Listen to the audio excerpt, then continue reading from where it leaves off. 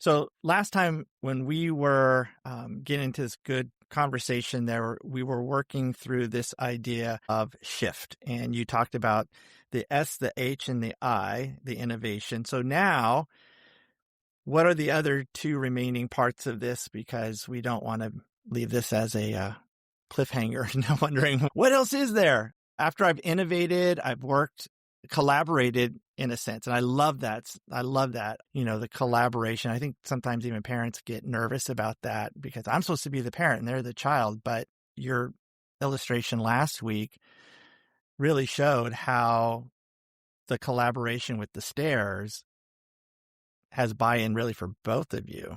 So it's very important that innovation doesn't have to always just come from you, but we're almost coaching and leading instead of just saying what this is going to be. Yeah. All right. So now what's next? What's the F in the shift? Our F is fortitude. So we are building more of that mental toughness, that mental strength, that ability and willingness to keep innovating, failing, and trying over and over again. This is a trial and error. Even in the example that I gave about my son being open to using stairs, and we have been using it for about a week now, maybe a little bit less, and it's going really well. And dozens of things failed. Dozens of things worked for a week or two and then kind of stopped. It lost its power. It lost its weight.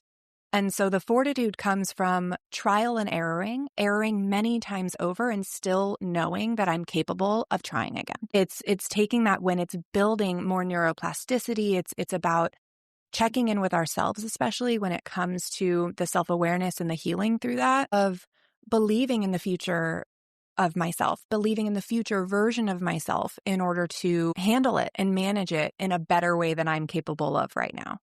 And that is one of the things that I think is the hardest because for those of us, obviously with kids, it's just laundry. It just keeps coming. Every time you think you're caught up, nonstop ending. And the times that I have lost myself the most, the times that I have led with more regret and shame than I ever thought possible, were times where I stopped believing in my ability to rise. And I stopped believing in my ability to withstand. And that's exactly what the fortitude allows for us to do little by little is focusing on what is working. How this time, instead of me going from a 0 to 10, did I go from a 0 to a 9.8? And that is an absolute win. We have to celebrate the small wins here that end up leading into bigger things. What my husband and I constantly tell each other is ripples become waves over time. It becomes this that little by little, I build that fortitude. And then I ultimately get to this point of transformation where we're not changing all about ourselves. It's not like what is the ugly duckling thing? Wake up one day. Epiphany upon epiphany experiences. It's just more so these very abstract, very slow moving things where the next time my son lies or the next time they're playing with one of my collectibles, whatever that might be, I don't get as activated as I did before. And we're almost impressed with ourselves and we can't quite pinpoint why. And it's a really nice thing that I'm noticing and I'm feeling the work that I've been doing change me. And it becomes this little bit of transformation. And that's why with the shift, I'm constantly saying that it's a repeated thing. I'm shifting many times throughout the entire day based on what topic it is. I always want to reinforce how small and seemingly minute this work is, that then, of course, becomes this bigger transformation of self. I also have a timeline that I tend to give to people because, especially by the time they find me, they are on the tail end of an ultimatum and likely at the tail end of their rope. They want a quick fix. I want to be fixed yesterday. How long is this going to take? How long until I'm no longer living with so much shame? And I like to be as realistic as possible, that we will experience these small shifts. We'll find our balance. We'll get steady. This will happen incrementally. And don't get me wrong, you will get quick wins. And I tend to assign 1 month for every year you've been alive to feel like you can take on this new identity until this version of you is almost like certain parts of her have just keeled over and died a little bit. And now I can feel like I'm in the next version of myself. And so I know that can be daunting a lot of us by the time that is. They're like, 4 years. Yes, that's a long time, but yeah, we're on the same page with that. And just looking at my own life, and then my wife and I, as we have been raising our kids for a while, and just even the awareness, and once you kind of get to the awareness there, and then you see the transformation happening, and it's in the little wins, and celebrating those little wins. And I think even with the fortitude and the resilience, a lot of people, how do I get my kid to be resilient? And what you just described is really how it is, right? It's not being perfect. It's not having the bad moments, because we actually learn resilience when we fail. We get fortitude because we see we can do better. We can do a little bit better on that. So that's okay. So that's kind of the long journey, Mm-hmm. right? And so that's the work that's being done on the daily. Yeah. Okay. So one thing I wanted to talk about then is, how do we repair in those moments? So we've talked a lot about kind of the work we do on ourselves as parents. And by the way, and if we get to it at the end, I want to talk about this with our partners, because that's an important part as well. But let's walk through this a little bit.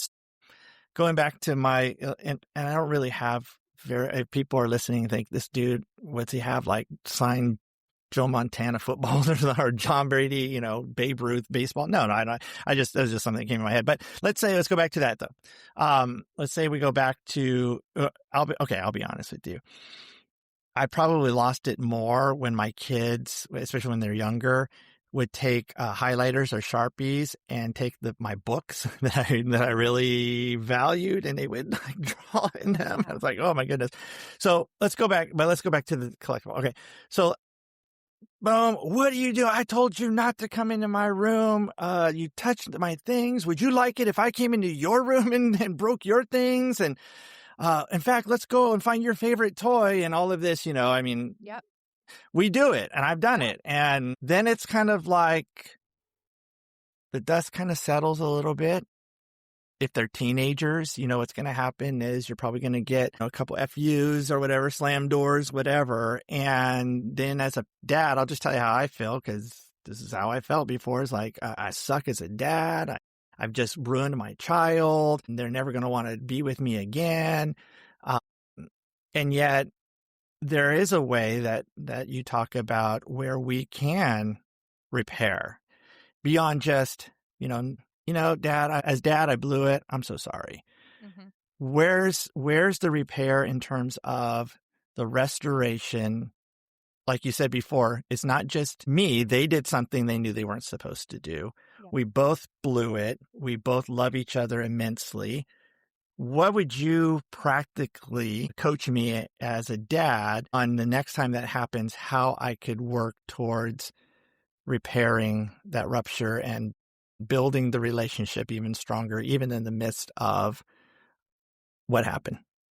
Yeah. I mean, yes, I've many times over allowed my child's tantrum to become mine.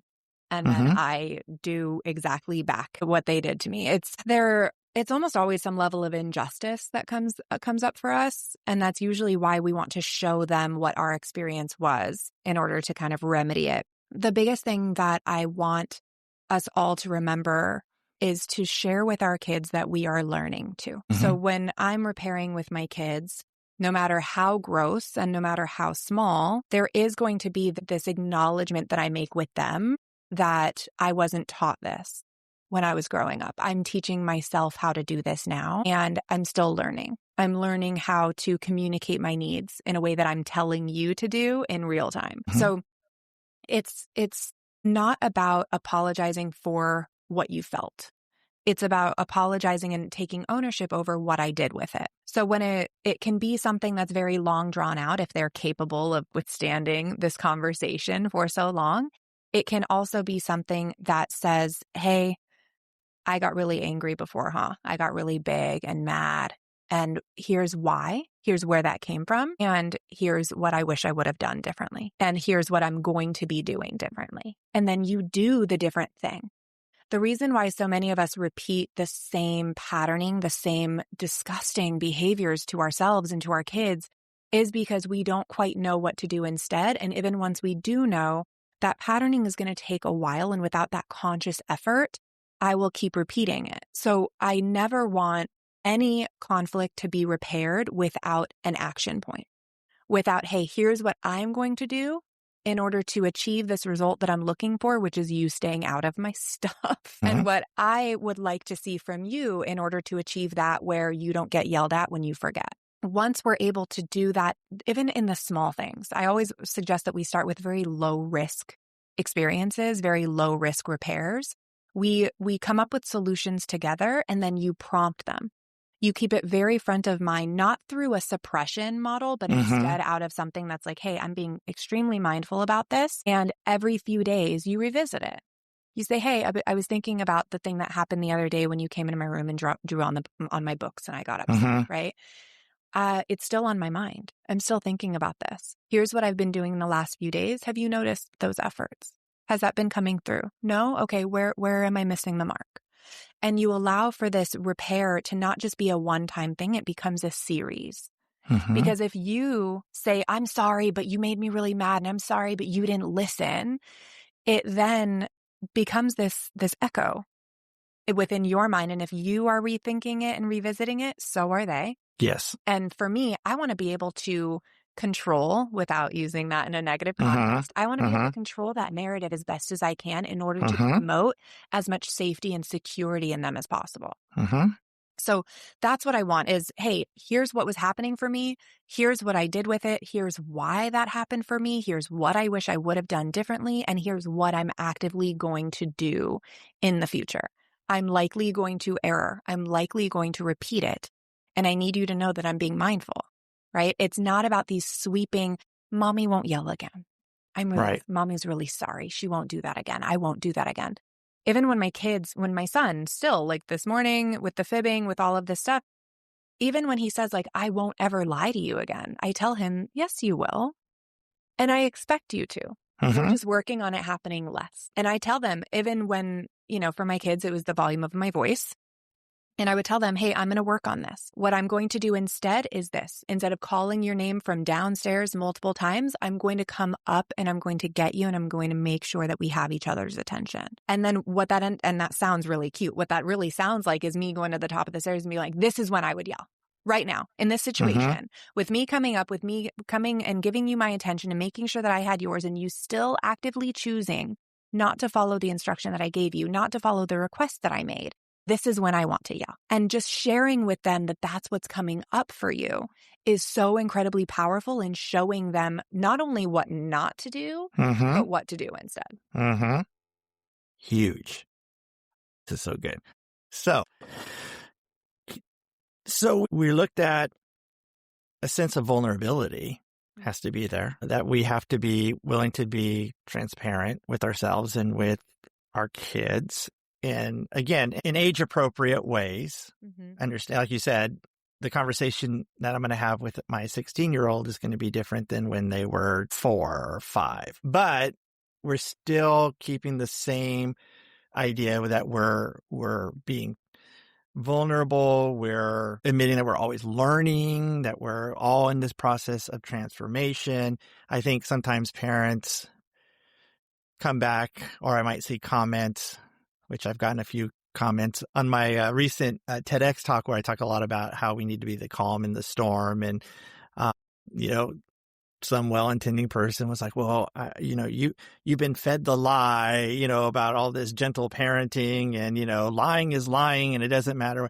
So a lot of it is even just shifting, needing to see mindsets shifted from, like you said before, how we were raised or what the kind of traditional norm is, and being willing to be vulnerable and say, there is a better way. And it's not just what some group is saying. I mean, what we're talking about here is science-backed. I mean, we have so much that we understand now about our brains and about the work of trauma and polyvagal, all those things. So, but what I'm finding in my own life is I can read every book there is, but like you're saying, I have to be intentional in making the shift. Yeah. And, I overcorrected. I didn't go full into the mainstream idea of what gentle parenting is. I think Mm-hmm. that we jumped the shark there. Like we took it Mm-hmm. way too far, and Mm-hmm. we misunderstood what that meant. Mm-hmm.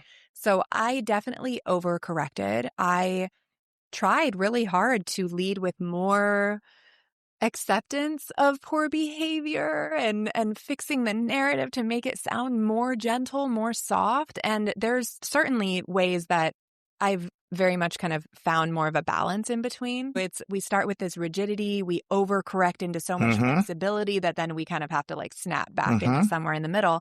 And ultimately, it's being willing to admit when we've overcorrected, when we've undercorrected, being willing to rewrite that narrative about what that looks like. I want my kids to experience differently than I did. And I have zero doubt that in my attempt at healing certain parts of my wounding, at preventing the same traumas that I experienced, I will unintentionally manifest ones that I didn't even consider possible. I have no doubt that that's the case. What I do know, and the way that I can remedy this within myself, is that I'm being conscious about this. I'm being intentional about what it is that I'm trying to achieve, which ultimately is just safety. I Yep. just want them to, when an emergency happens, I want them to say, oh shit, I need to call my mom, Mm-hmm. before they say, oh shit, I need to cover this up. She's going to kill me. Mm-hmm. And that's really all I'm trying to do. And with both of my kids, they're such drastically different humans. And Yes. what works for one is not working for the other. And Yeah. it's about my willingness to question the narratives of I shouldn't have to. I didn't get this, so why should I have to? It Mm-hmm. worked for your brother. Why doesn't it work for him? Mm-hmm. I have to be willing to look at that and say, am I being too much within permissive parenting? Am I leaning too rigid? Am I being fed a delusion of Mm-hmm. something different? It's not about hearing that and taking so much offense and being like, oh, no. Like, oh, he doesn't know what he's talking about. It becomes this, oh, well, that's a good opportunity for me to question that. Like, is Mm-hmm. there room there? Exactly. And okay, that resonates, that lands, that tracks. Mm-hmm. That other part does not, though. And I only know it because I checked and balanced it, because I'm willing to admit, and as gross as it is, I don't want to be wrong. Let's be real. Like, there's no part of me that's welcoming the challenges. There's Mm-hmm. that part about just seeing so much more benefit in Mm-hmm. being open to eventually Mm-hmm. consider the challenge. It helps this to be more steady. And I used to blindly defend my parenting style to my mom, to the elders in my family. I used to Mm-hmm. just blindly push up against it. And now I'm so much more open to sharing my thought processes because I actually have them. Before, it was just like, I'm going to do this. And it was just a quick knee-jerk overcorrection. Mm-hmm. And any questioning of that would be so offensive to me that I Mm-hmm. would just shut it down and shut them down and then repeat that narrative that I had of them and their parenting style and their generation. And instead, it became this where now I can share with them, and especially my mom. She's phenomenal in the way that Yes. she has been open to rewriting the narrative, and she's still willing to push back and ask, like, what makes you do it in this way? Like, what part is Mm-hmm. that? Or your son got his ears, my son got his ears pierced. My mom does not like piercing. She doesn't like messing with the body at all. And she said, I don't want to lie to him, but I want to support him. So what do? I don't know how to do this. And she has been so receptive and so open to challenging that and leading with that. So now when I'm asked a question about my parenting, whether it's from her or anyone else, I've likely checked and balanced that already. And if I haven't, then I'll admit that. And it leaves so much more flexibility, fluidity in my standpoint, in my positioning. And I'm able to take things that much less personally. I'd imagine Well, that's what it's like for you, especially after the pushback from your TEDx. yeah. And again, it's just not so much like, I'm like you. I don't want to be wrong, but I also like, but this is right. This is right. And so what I've learned is leading more with, we have to lead with empathy, not with judgment. So if it's like, well, and when I've opened my mind to more of that empathy, I think what you're talking about, you get those, it's more conversational. So it's not you're right, I'm wrong, or I'm right, you're wrong, but it's more like let's go on this journey together. So talking about journeys as we're wrapping up here, I want to talk about you. Like, what are some of your resources? How, if someone's listening and they're like, wow, I want to find out more about this area, I want to talk to Davina, or at least find out some more tools. What do you have available? I know you have your podcast, Shift Talking, but talk about what you do and where we can get a hold of more of this that we've been talking about in this podcast. Yeah. So, of course, yes, my socials, my podcast is Shift Talking. I host a weekly group every Thursday at 11 a.m. Pacific, and that's the Shift Live Lab, where we go through and learn different topics. It's learning labs and skills labs. So we actually get a community of people around us to do this work alongside, to challenge perspectives and push back on narratives and actually apply the skills to what we're learning. So often we read and we consume more and more content, more and more labels, more and more diagnoses and reasons for behavior. And we tend not to actually put them into practice. So that's what the Shift Live Lab is all about. It's every Thursday. It's completely free as long as you register before the end of 2025. In 2026, it goes to $27 a month. So I still want to make it super affordable and accessible. And what the research is showing us is that unless you invest something, you don't show up for yourself. So that's where the $27 comes from. And then from there, we have my Shift Anger course, which is a self-paced course that helps us rewrite these narratives, go through the shift process in order to understand our anger more deeply. And also realistically, anger is mentioned a handful of times. More than anything, it's nervous system regulation, it's personal development, it's insight. It's just the 30 lessons that I wish somebody had taught me when I started this work that no one did, and I had to put together with duct tape.